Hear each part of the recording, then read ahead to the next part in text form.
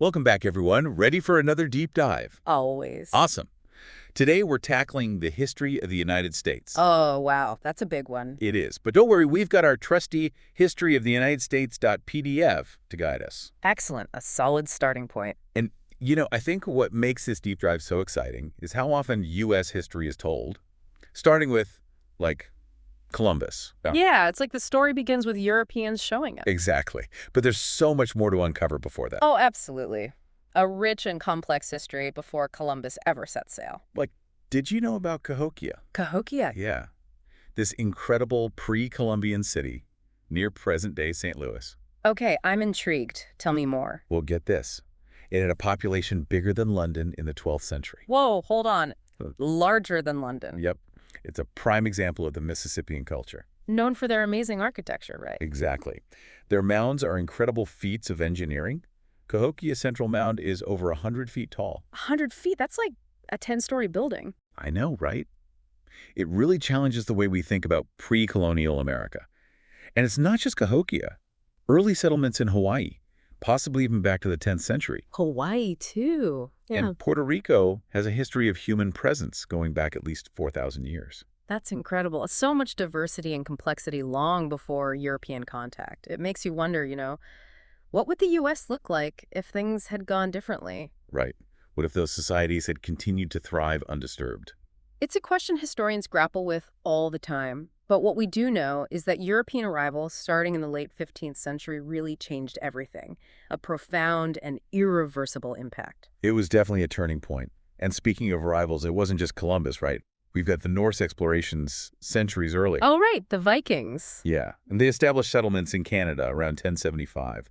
But there's even some debate about whether they reached as far south as New England. Vinland, they called it. Exactly, Vinland. It's still a bit of a mystery how far they explored. It adds a whole other layer to early exploration of North America. Fascinating. So we have the Norse, then Columbus in 1492, and then Spanish explorers like Ponce de Leon landing in Florida in 1513.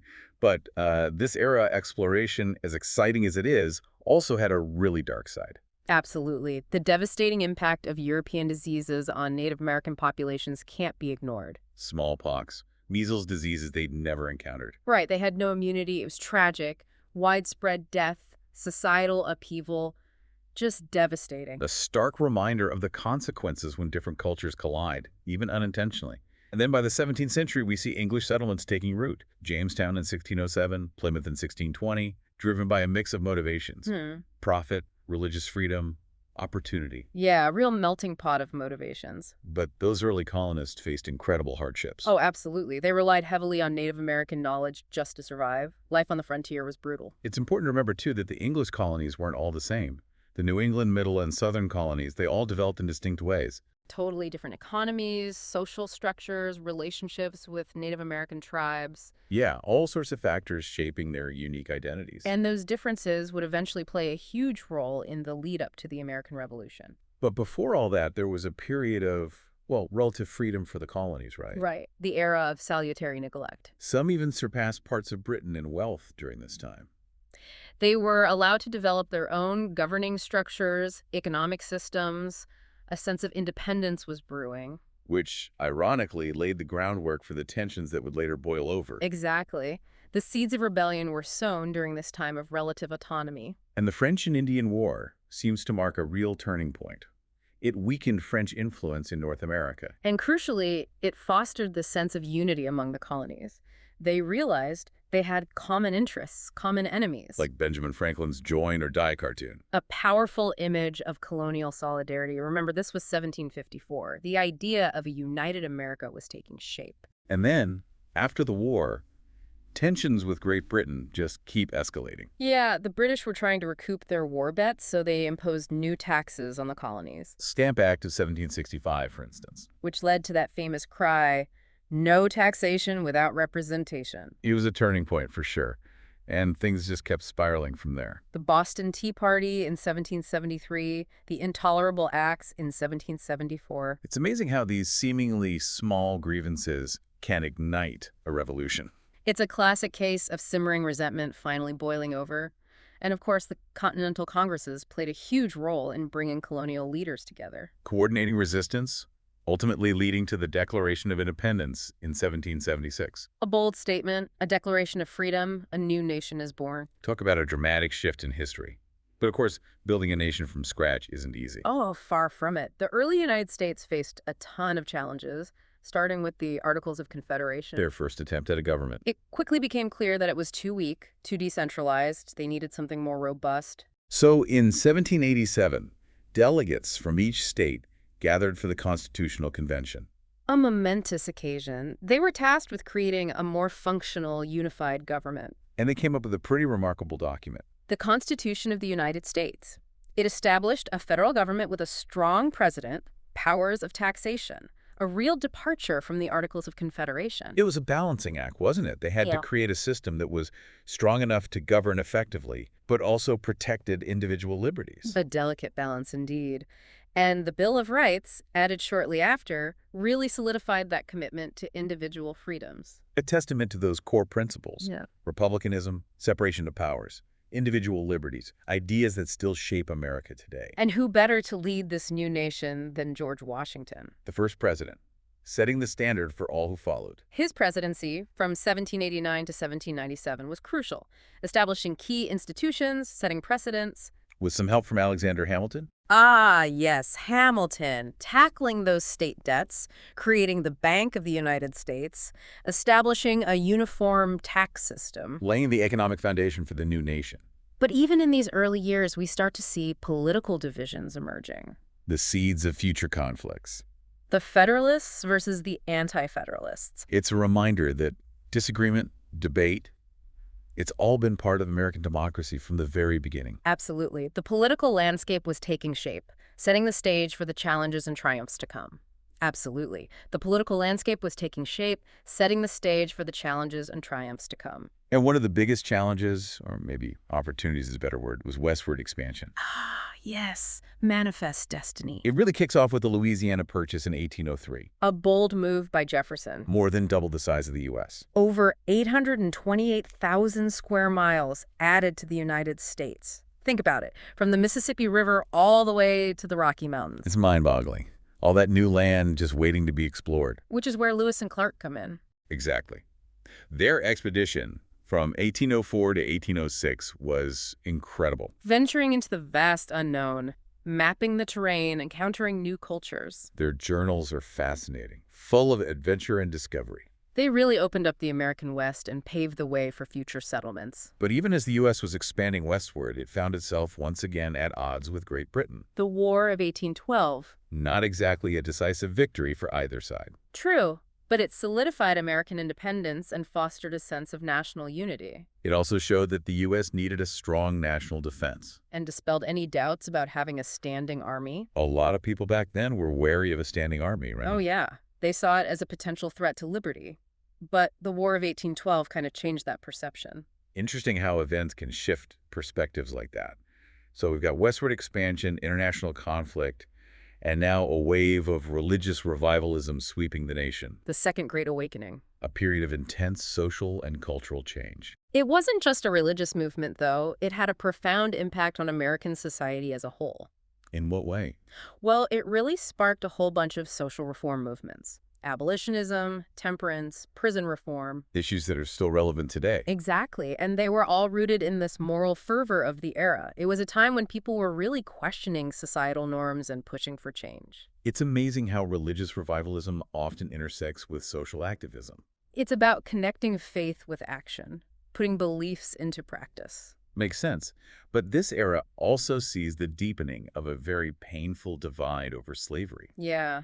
The Missouri Compromise of 1820 was an attempt to maintain a balance between slave and free states. They keep the peace, basically. Exactly, but it was a temporary solution, just papering over the cracks of a growing sectional divide. And those cracks just kept widening. With events like the Compromise of 1850, the Fugitive Slave Act. Talk about adding fuel to the fire. The Fugitive Slave Act was especially controversial. It forced Northerners to participate in capturing runaway slaves. It really brought the reality of slavery home for a lot of people. It must have been incredibly difficult for those caught in the middle, forced to choose between the law and their conscience. A moral dilemma, for sure. And then came the Dred Scott decision in 1857. Oh man, that was a major setback for the abolitionist movement. The Supreme Court ruled that Black people, whether free or enslaved, were not U.S. citizens. A devastating blow. It basically invalidated the Missouri Compromise and reignited the debate over slavery with a vengeance. It's hard to believe that such a ruling could have been made. It seems so unjust. It was a dark chapter in American history, for sure, and it pushed the nation closer and closer to the brink of war. And then in 1860, the election of Abraham Lincoln. A turning point if there ever was one. Lincoln, a Republican opposed to the expansion of slavery, was seen as a threat by the South. And they weren't going to accept his victory lying down. No, they weren't. Southern states started seceding from the Union. The nation was fracturing. And that, of course, led to the Civil War. The bloodiest conflict in American history. Brother against brother, a nation divided. From 1861 to 1865, the U.S. was consumed by this brutal war. An estimated 750,000 soldiers died. It was a devastating loss of life, a national tragedy. And it was a war fought not just over territory or politics, but over the very soul of the nation. Over freedom, equality, the meaning of America itself. It was a defining moment, a crucible from which a new nation would emerge. And in the midst of this conflict, in 1863, Lincoln issued the Emancipation Proclamation, declaring freedom for slaves in Confederate territories. A bold move, a strategic move, and a moral turning point. It reframed the war as a fight for freedom and equality. And it helped garner international support for the Union cause. It was a pivotal moment in the fight against slavery. And finally, in 1865, Lee surrenders to Grant at Appomattox. the war is over.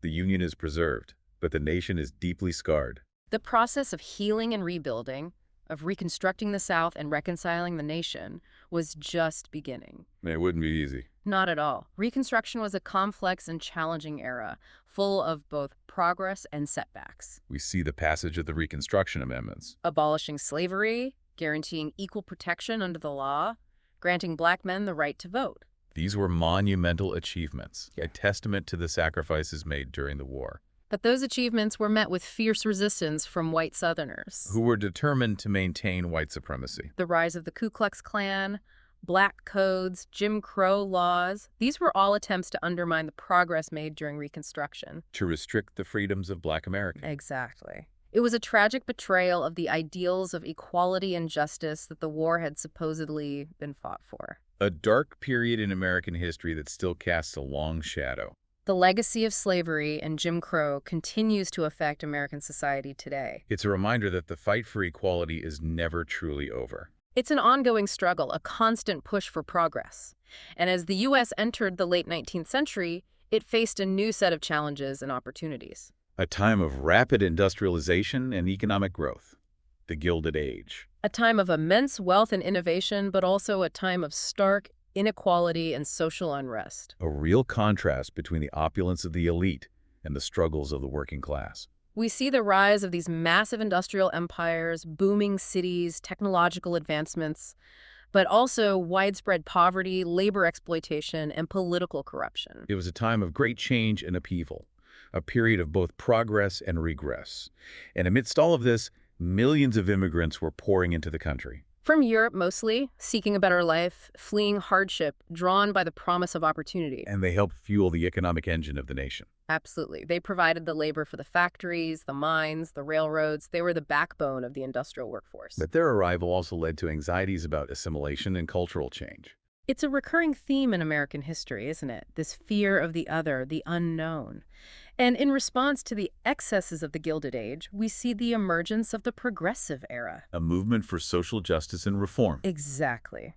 Progressives were driven by this belief that government could be a force for good, that it could address these social and economic ills that plagued the nation. They fought for worker safety, consumer protection, women's suffrage, political reform, a whole range of issues. They wanted to make America a more just and equitable society, and they had a lasting impact. One of their biggest victories was the passage of the 19th Amendment in 1920, giving women the right to vote. A huge milestone in the fight for gender equality. A long and hard-fought battle, but a victory nonetheless.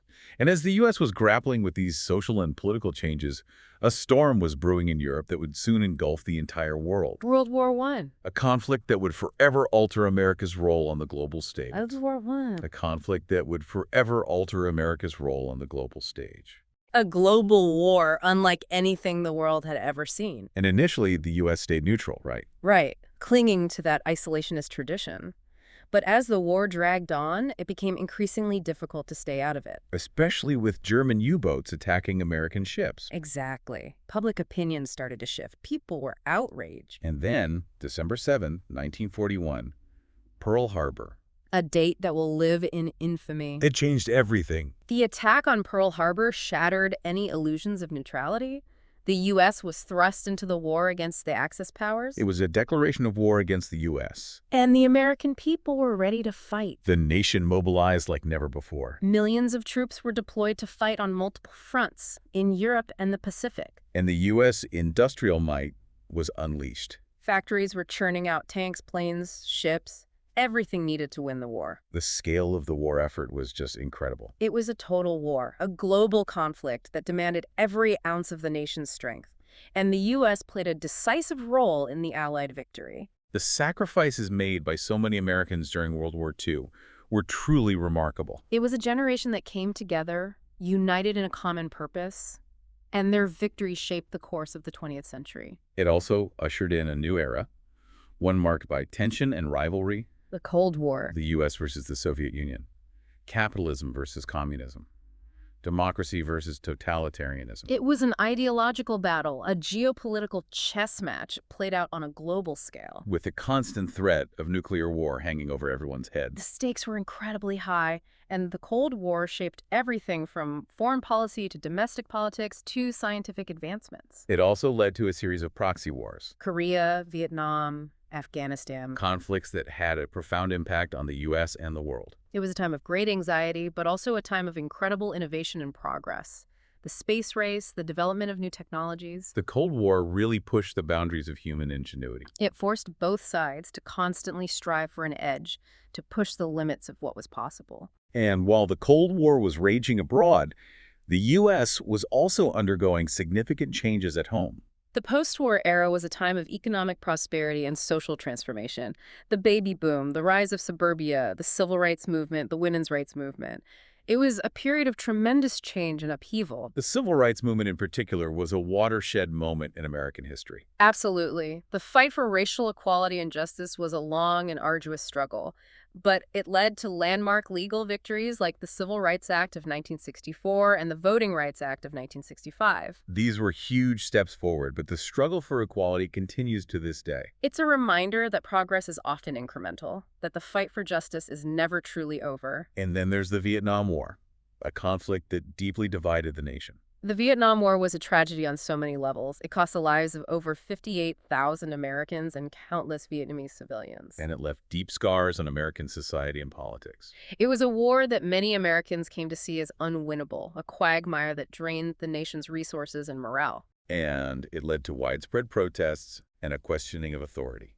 It was a turning point for many Americans, a moment when they began to question the government's motives and the costs of war. And it had a lasting impact on American foreign policy. It made people more wary of military intervention, more skeptical of the government's claims. It was a painful lesson, but a necessary one. And as the Vietnam War was winding down, a whole wave of social and cultural movements were gaining momentum. The counterculture revolution, the environmental movement, the gay rights movement. It was a time of social and cultural upheaval. People were questioning traditional values, pushing for greater freedoms, demanding change. It was a time of great creativity and ferment. A real explosion of ideas and energy. And as the 20th century drew to a close, the Cold War finally came to an end. The Soviet Union collapsed in 1991. It was a momentous event marking the end of an era. And it left the U.S. as the sole superpower. A new world order was emerging, one in which the U.S. would play a dominant role. But new challenges were on the horizon. The rise of globalization, the spread of terrorism, the threat of climate change. The 21st century brought a whole new set of complexities. And then came September 11th, 2001. The attacks on the World Trade Center and the Pentagon shook the nation to its core. It was a day that changed everything. It led to the U.S.'s war on terror and the invasions of Afghanistan and Iraq. Wars that continue to have repercussions today. And it also led to increased security measures and a heightened sense of anxiety. The world felt like a much more dangerous place after 9/11. And then, in 2008, the Great Recession hit. a global financial crisis that had a devastating impact on the U.S. economy. Millions of people lost their jobs, their homes, their savings. It was a time of great hardship and uncertainty. It really shook people's faith in the economic system. And in the midst of this crisis, Barack Obama was elected president. The first black president in U.S. history. A historic moment, a sign of progress and hope. His election felt like a turning point for the nation. But the political divisions only seemed to deepen. The rise of social media, the spread of misinformation, the growing polarization of the electorate, all of these factors contributed to a more fractured and contentious political landscape. And then, of course, the election of Donald Trump in 2016. A real shock to the system. Trump's presidency was a period of great turbulence and upheaval. He challenged traditional norms, stoked divisions, and upended the political establishment. It was a presidency unlike any other in American history. And it left the nation more divided than ever. And then, just when we thought things couldn't get any more chaotic, the COVID-19 pandemic hit. A global health crisis that brought the world to a standstill. It exposed the vulnerabilities of our healthcare systems, our economies, our societies. And it also revealed the deep inequalities that exist in our world. The pandemic has been a challenge unlike any other in our lifetimes. But it has also been a moment of resilience, innovation, and community. We've seen people come together to help each other, to support their communities, to find creative solutions to unprecedented problems. It's been inspiring to witness. Absolutely. And as we emerge from the pandemic, I think there's a renewed sense of hope, a determination to build a better future. To learn from the mistakes of the past and to create a more just and equitable world. So, wow, what a journey through U.S. history. A whirlwind tour through centuries of triumphs and tragedies, progress and setbacks. It's amazing to see how far this nation has come and how far it still has to go. It's a reminder that history is never truly finished. It's an ongoing process, a constant evolution. And it's up to each of us to learn from the past, to engage with the present, and to shape the future. Well said. Thanks for joining us on this deep dive into U.S. history. It's been a fascinating exploration, and we hope you've learned something new along the way. Until next time, keep those minds curious and keep exploring the past.